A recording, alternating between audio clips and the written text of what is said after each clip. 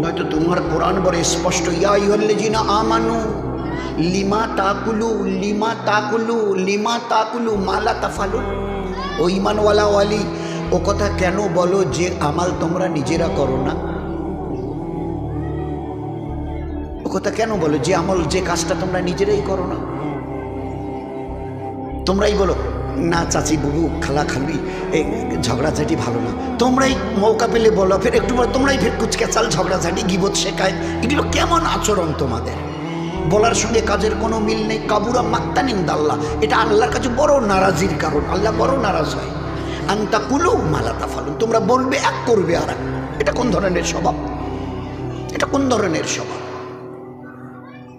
তো আল্লাহ পাক এমন একজন নবীকে তো ওই কথা, তো আমাকে খুব, কারণ কিছু তো বলাও যায় না। পাকা বাড়ি, মার্বেল, আঙিনা পর্যন্ত মার্বেল লাগিয়েছে। খাওয়ার ব্যবস্থা, ডাইনিং টেবিল। এক সাহাবিকে একজন দাওয়াত দিয়েছে, এক সাহাবিকে দাওয়াত খেতে তার বাড়িতে গেছে, জ্যাকেট চেয়ার টেবিলের ব্যবস্থা, চেয়ার টেবিল। তো বলছে ভাই আজকে তো দাওয়াত খাওয়া যাবে না, আর একদিন আসবো। না না না বসেন না, খান না, বসেন খান। তে করলেন না না, আমার নবী জীবনে যতদিন বেঁচে ছিলেন 23টা বছর, তার নবুয়তের কোনো দিন আমাদের নবীকে আমরা চেয়ার টেবিলে খেতে দেখিনি। আমি কোনো দিন এই চেয়ার টেবিলে বসে, দরকার হয় জান দিয়ে দেবো, কিন্তু চেয়ার টেবিলে বসে খানা হবে না, খাইনি। অরুণয় বিনয় করে চলে গেছে। যেদিন আপনাদের বাড়িতে নিচে ফারাস বিছানো থাকবে, দস্তরখান লাগানো থাকবে, ওর মধ্যে আজীব বরকত আল্লাহ রেখে দিয়েছে, আজীব বরকত। তো আমাদের বাড়িতে আজকের সব স্টাইল, ইসলামিক আদব কায়দা সম্পূর্ণটা একেবারে 100% বিদায় দিয়ে, ওই মহাশয় তখন বলছিল না, ইহুদ নাসারা মাজুসি যত পথ আর মত আছে, তাদের স্টাইলকে আমরা আমাদের জীবনে নিয়েছি। একটা জওয়ান ছেলে 15, 18, 20, 22 বছরের আমাদের উন্নতের দেখান, আজকের বোধহয় শতকরা 80-85টা 90টা ছেলে আমাদের জওয়ান ছেলে, আমাদেরই ঘরের, ওরা তো আর বাইরের আসমান থেকে আসেনি, আমাদেরই ঘরের, এখন দাড়ি রাখছে, চুল কাটছে, কিন্তু দুটোর ডিজাইন বলে মোহাম্মদ সাল্লাল্লাহু আলাইহি সাল্লামের তরিকায় আমাদের, উই ডিসলাইক দ্যাট, এটা আমাদের অপছন্দ। নবীর তরিকায় চুল রাখবো, এটা কি? হ্যাঁ, অন্য কারো তরিকায় যদি হয়, সে কোহলি হোক অথবা অন্য কিছু, তা আমরা রাজি আছি, we are agree to follow them. আমি মোহাম্মদ সাল্লাল্লাহু আলাইহি সাল্লামের শ্রেষ্ঠ নবীর শ্রেষ্ঠ উম্মত। উম্মতের বাংলা অর্থই হচ্ছে who will be the followers of that prophet, যে নবীকে দেখে জীবনের প্রত্যেকটা ক্ষেত্রে অনুসরণ করবে। দে আর কল্ড উম্মাহ। উম্মতের বাংলা অর্থই হচ্ছে নবীকে দেখে চলনেওয়ালা। কে নবীকে দেখে চলতে বলেছে? আপনার আমার আমাদের সাত আসমান জমিনের বানানেওয়ালা আল্লাহ যিনি, তিনি বলেছেন কুল, নবীজি বলে দিন, কুল বলে দিন, ইন কুনতুম তুহিব্বুনাল্লাহ, এ দুনিয়ার মানুষ যদি আমাকে পেতে চায়, আমার সঙ্গে সম্পর্ক করতে চায়, আমার সঙ্গে ভালোবাসার বন্ধনে নিজেকে বাঁধতে চায়, তুহিব্বুনাল্লাহ, নবীজি আপনি বলে দেন তারা যেন আপনাকে দেখে চলে।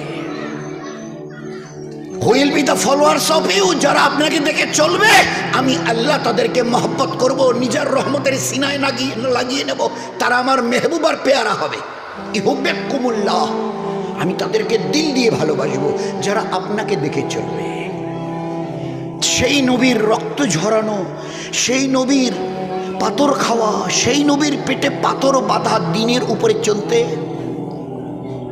হায় হায় হায় হায়, আমাদের উম্মতের ঘরের 70-80 জন ছেলে শতকরা চুল স্টাইল, এখান থেকে এইভাবে কিছু থাকবে না, আর মাঝখানে কিছু। নবীজি 3টা তরিকা দেখিয়েছিলেন, এইভাবে এইভাবে এইভাবে চুল রাখো। নবীর জীবনকে দেখবার জন্য দুটো জিনিস আছে, সিরাত, সুরত। নবীজির চেহারা মোবারক দেখো, চেহারা মোবারক তার কিরকম, জামা কাপড় এটা ওটা, চুল দাড়ি, আর তার সিরাত, তার জীবন দেখো, পায়ের নখ থেকে মাথার চুল পর্যন্ত জীবনটাকে দুনিয়াতে কিভাবে ব্যবহার করেছে। একটা জায়গা খুঁজে পাবে না যে জায়গাটাতে আল্লাহ তোমার জন্য ইবাদত রাখেনি। যেখানে নবীর সুন্নাত আছে সেখানে দ্বীন আছে, আর যেখানে দ্বীন আছে সেখানে নেকি আছে আর সওয়াব আছে। যেখানে নেকি আর সওয়াব আছে এর বিনিময়ে আল্লাহ জান্নাত রেখে দিয়েছে। সুন্নাত আছে তো নবী আছে, নবী আছে তো আল্লাহ আছে, আল্লাহ আছে তো জান্নাত আছে। সুন্নত নেই, আমার পেয়ারা নবীর সুন্নত নেই তো নবী নেই, নবী নেই আল্লাহর কসম আল্লাহ নেই, আল্লাহ নেই তো আমার জন্য জান্নাত নেই। চোখ বন্ধ করে কিয়ামতের মাঠে উঠবে, ওই দিন নিজের পরিণতি দুরবস্থা দেখে রক্তের কান্না কাঁদতে কাঁদতে নদী বইয়ে দিয়ে খোদার কসম খেয়ে আমি নবী বলছি তোমাকে জাহান্নামে যেতে হবে। কেউ ওই দিন ওই দুরবস্থা দেখে কেউ তোমাকে জিজ্ঞাসাটুকু করতে রাজি হবে না। এত কান্না কাঁদছেন, চোখ দিয়ে রক্ত পড়তে পড়তে নদীর মতো বয়ে যাচ্ছে রক্ত। कोई सहारा देने वाला नहीं, कोई पूछने वाला नहीं, तने तन्हा तुम, बस तने तन्हा तुम, याद रखना तने तन्हा तुम अकेला। ना आज केउ तुम्हार संगे बाबा माँ भाई बोन पाड़ा प्रतिवेशी आत्मीय स्वजन देयर इज नन वन। तुम्हार काछे ना रसूल आछे ना तुम्हार काछे अल्लाह आछे। যে সুন্নত থেকে দূর সে নবী থেকে দূর, যে নবী থেকে দূর ও আল্লাহ থেকে দূর, যে আল্লাহ থেকে দূর ও জান্নাত থেকে দূর। যে সুন্নতের যত কাছে সে নবীর তত কাছে, যে নবীর যত কাছে সে আল্লাহর তত কাছে। খোদার কসম যে আল্লাহর যত কাছে সে জান্নাতের তত কাছে, তত হকদার। আমার জান্নাত নবীর ইত্তেবার মধ্যে।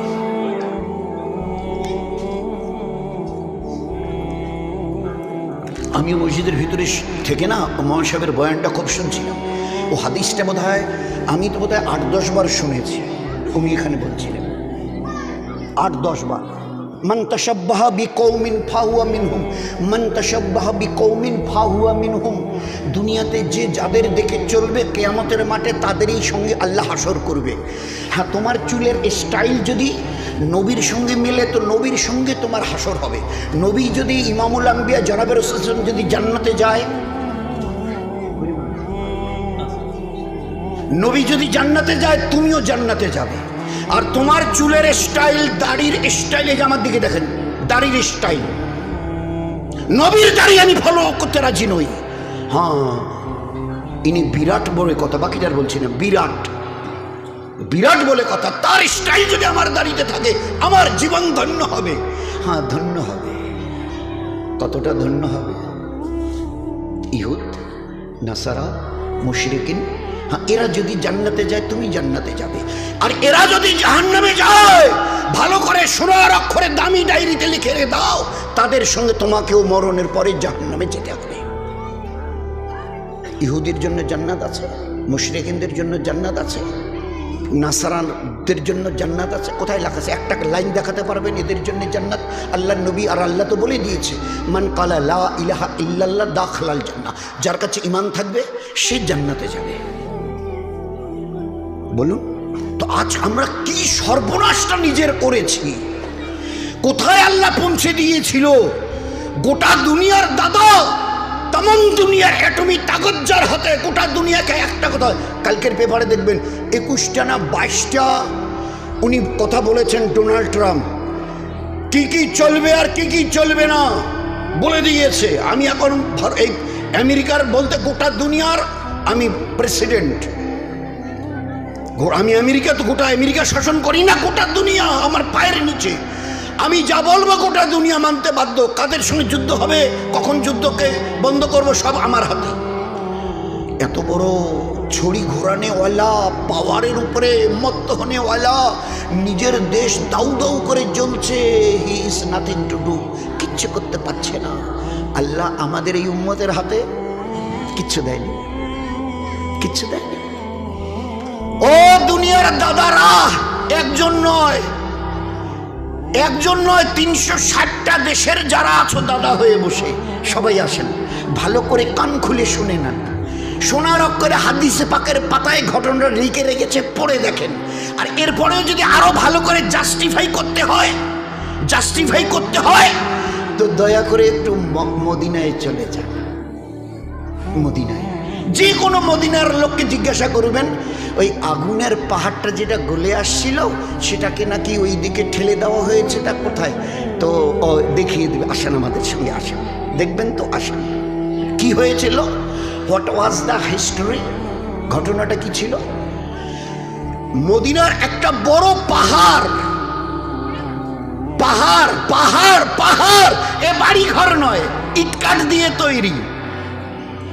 গোটা মদিনার বড় পাথরের পাহাড়টা দাউ দাউ করে জ্বলে মোমের মতো গলে গলে মদিনার দিকে আসছে। ওই এলাকার লোকজন দৌড়ে মদিনাতে এসে আমিরুল মোমিনিন হযরত উমর রাদিয়াল্লাহু, তখন তিনি আমিরুল মোমিনিন, আপনি বাঁচান। বলে কেন, কি হলো, কি রয়েছে? আরে খুলে বলো না কি হয়েছে? বলে পুরো আগুনের পাহাড়টা দাউ দাউ করে জ্বলে গড়ে আসছে মোমের মতো, আর একটু যদি দেরি করেন গোটা মদিনা জ্বলে ছাই হয়ে যাবে, গোটা মদিনা জ্বলে ছাই হয়ে যাবে। ও আচ্ছা আচ্ছা, দেখছি।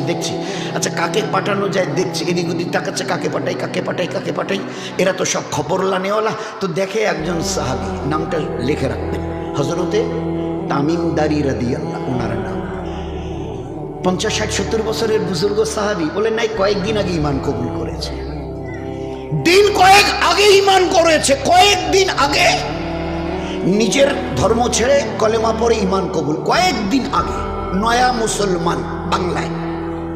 দেখে আসছে হযরত ওমর রাদিয়াল্লাহু, ও ভাই তামিমদারি, এটি জলদি।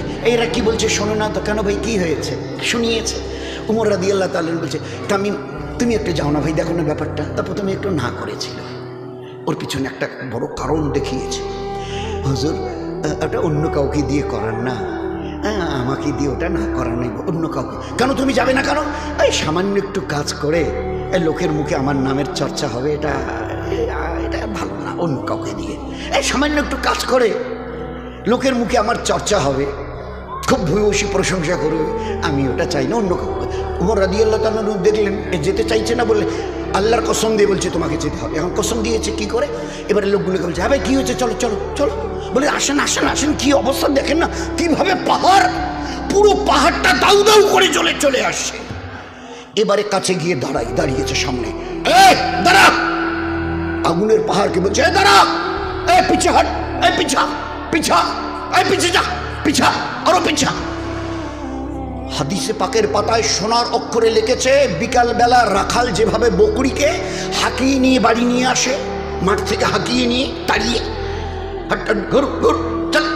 তো যেভাবে তাড়িয়ে নিয়ে আসে বাড়ির পোষা ছাগলের দলকে, ওইভাবে পোষা বিড়ালের মতো, ছাগলের মতো, বকরির মতো হাঁকাচ্ছে, আরো পিছা। তো হাতির কিতাবের মধ্যে সোনার অক্ষরে লিখেছে, হাতির সুরের মতো পেঁচিয়ে পিছন দিকে যা ছাড়েনি সমান, আরো পিছা। যেখান থেকে বের হয়ে এসেছিল ওই জায়গায় পৌঁছে দিয়ে বলছে, খবরদার একটা কথা খালি শুনে নে,